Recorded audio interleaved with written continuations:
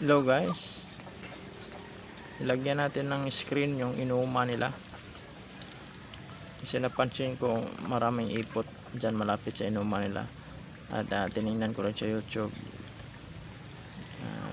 Madalas pala dyan sila dumudumi pag kung saan yung inuuma nila, kaya kailangan natin lagyan ng screen para protection hindi nila maapakan kasi bacteria daw yung kadalasan cause ng nagkakasakit yung mga itik, kaya at least meron na silang para ma-prevent yung magkasakit.